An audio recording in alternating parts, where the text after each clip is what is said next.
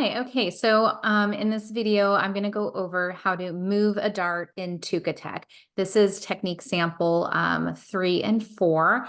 So you're going to go ahead and start with a basic sloper. That's just the darts are at the waist in the center of the waistline. And you're going to move this dart so that the darts actually meet at center front, like this illustration here from our book. So you guys probably did this in pattern drafting when you took it by hand. You did slash and spread where you slash a line and then you close the open dart. And when you closed it, it opened up where the new dart placement is. So we're going to mimic this illustration. We want the new dart to kind of meet at a V at center front. So it's meeting at her waistline. It's also meeting at center front. So that's the point that we are moving it to. The dart point actually is staying in the same spot. It's staying at the bust point. So that means the bust point's not moving. It's just this B and A that's actually moving to center front at the waistline. So that's what we're going to do, but we're going to do it in Tuka. So if you're going to do that, you want to make sure your pattern actually, actually you do want to have it use the working darts. Right now my pattern has working darts on it. So I can actually select those darts. Oops.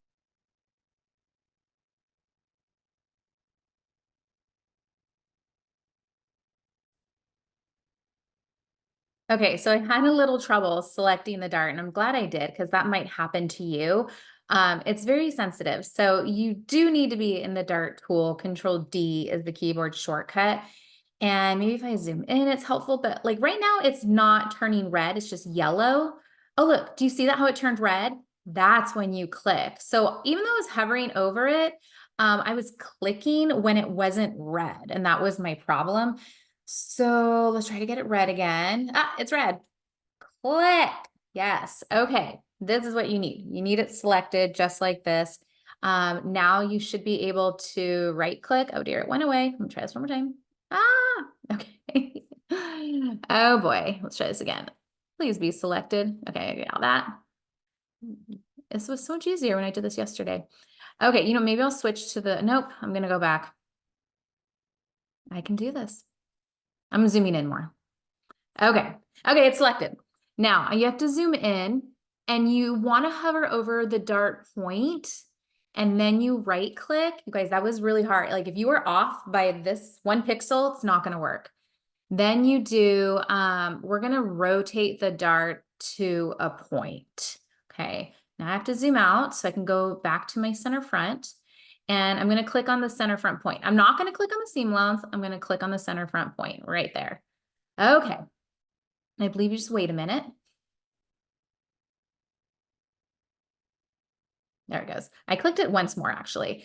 Okay, so now that I clicked it that second time, you can see it's kind of stuck to my cursor. I'm not pushing any buttons with the mouse. I'm just kind of sliding the mouse, and that's making the whole pattern rotate. So so I'm gonna take that like one of the dart legs, and I'm gonna move it towards center front.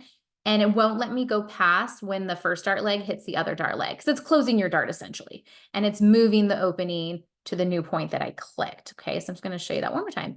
It's at the end. I'm rotating it. See how that left dart leg is coming and it meets the right dart leg. You want it closed all the way for this assignment. Now I'll click one time.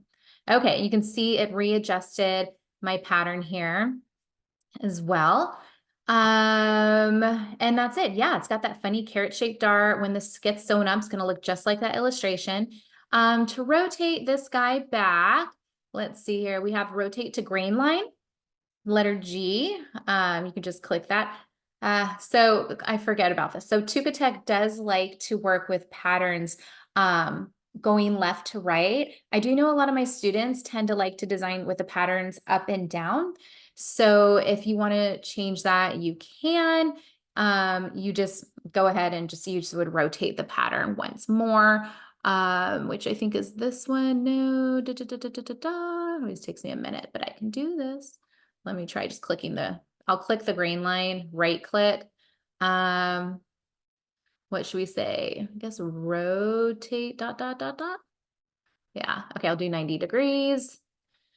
And I'm gonna want it to go clockwise. Boom, it's back to being straight up and down, which is nice. Okay, So there we go. One other thing too, if you did want for some reason your dart seam allowance to not have that folded thing, if you wanted it to be cut out, you can also again select your dart. Okay, this time I was able to select it with the white arrow, which is good. I'm going to right click and you can actually cut your dart. So cutting dart. And you could see it kind of cut it with the opening. This is just a line. We don't need it.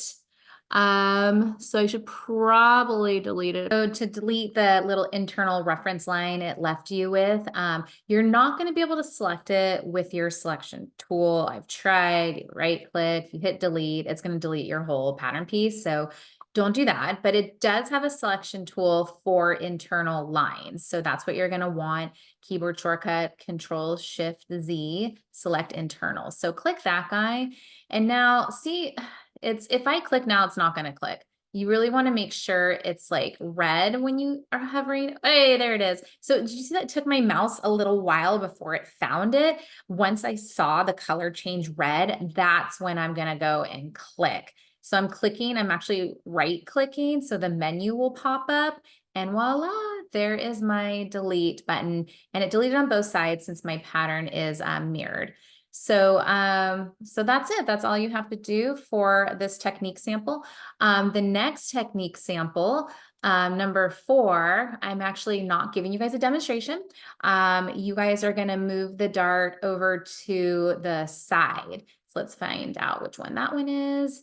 It's this one here, the French dart. So these instructions, they kind of tell you how to do it, but ideally it'd be so great if you can look at this illustration and figure out how to rotate it just without having to follow the step-by-step instructions. So that's your challenge for sample 4. And when you're done, take a screenshot and share it with the class by embedding it in the discussion board.